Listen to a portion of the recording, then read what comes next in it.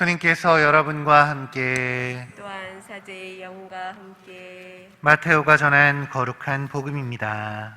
주님 영광 받으소서.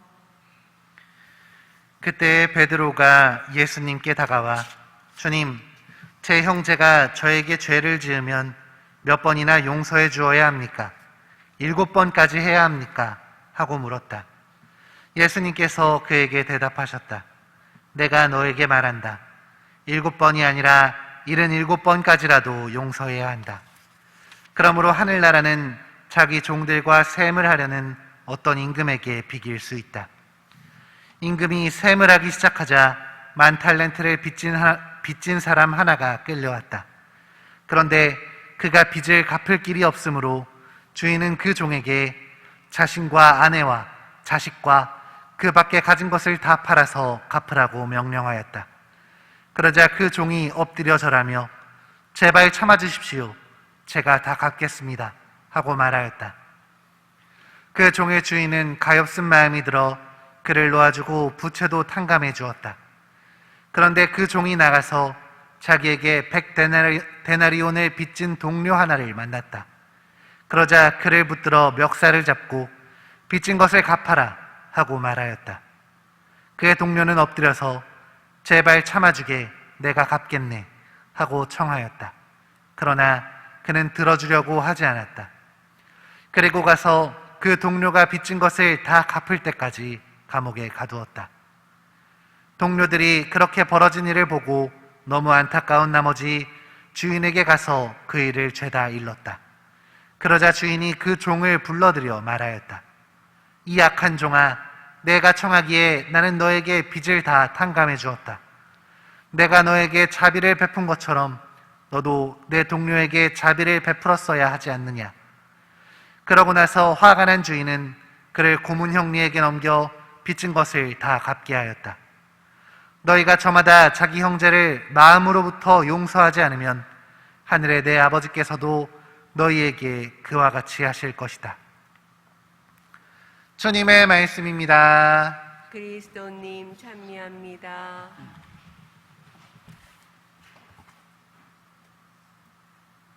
참 예수님, 참 예수님, 오늘 복음에서 예수님께서는 죄를 지은 형제를 몇 번이나 용서해야 하냐는 베드로의 질문에 77번까지라도 용서해야 한다고 말씀하십니다.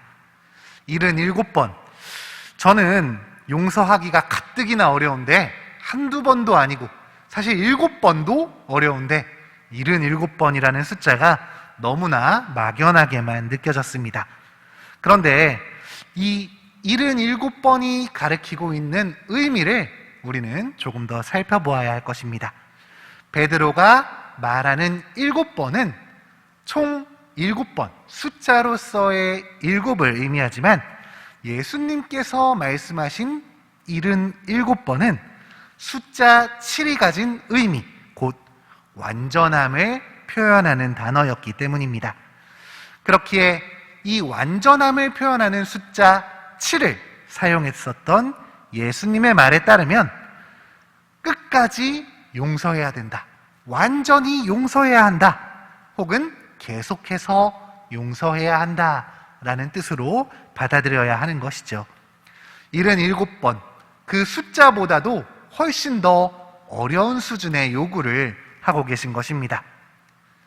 사순시기를 맞은 우리들은 이런 예수님의 말씀에 따라 용서하려고 노력합니다.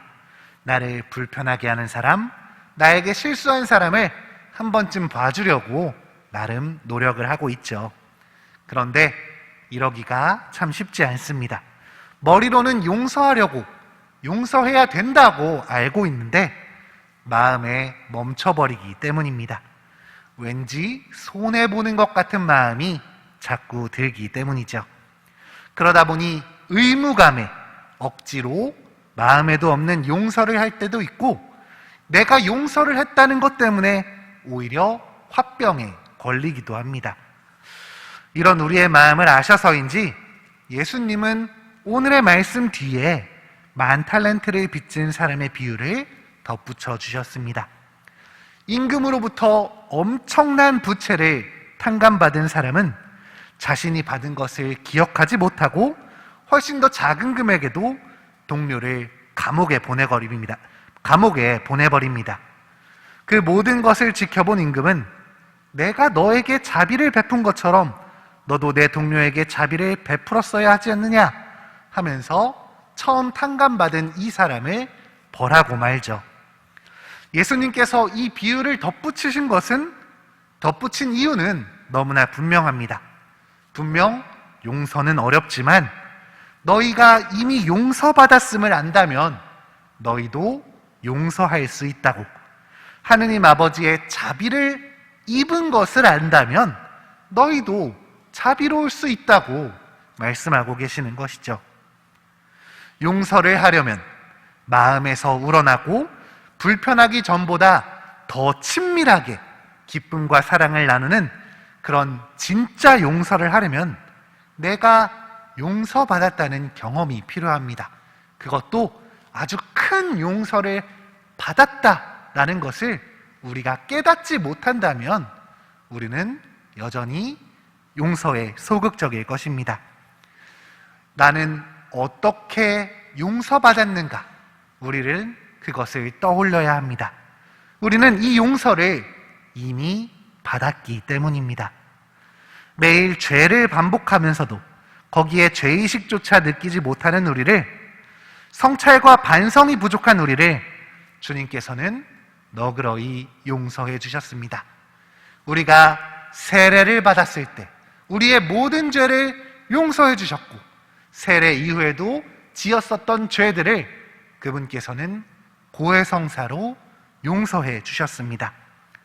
이밖에 알아내지 못한 죄도 모두 용서하여 주십시오 라는 말로 은근슬쩍 넘어가려는 우리를 주님께서는 알고 계시면서도 또 한 번 용서해 주셨습니다.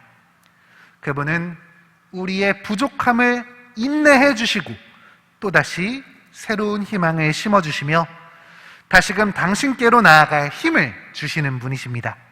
이렇게 우리는 주님으로부터 무한한 용서와 사랑을 받고 있는 것이죠.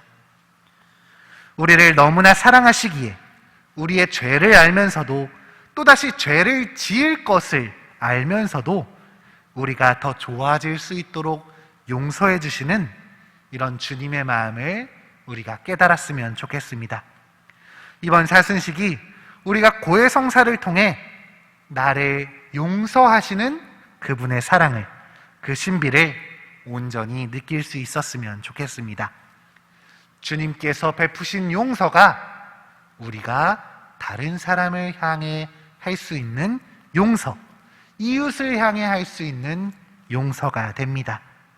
하느님의 용서가 나의 용서로, 내 이웃을 향한 용서로 나아가는 것입니다.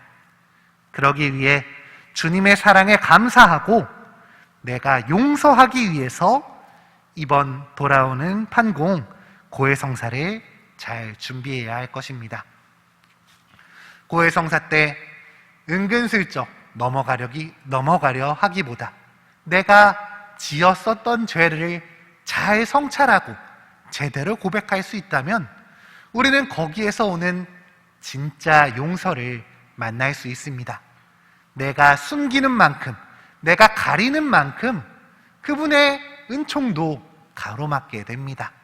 나를 열어젖힐수록, 그분 앞에 나를 드러낼수록 우리는 그 사랑을, 그분의 은총을 온전히 받는다는 것을 기억하면서 잘 준비된 성사, 최선을 다한 고해성사를 이번 사순식이 꼭 보셨으면 좋겠습니다.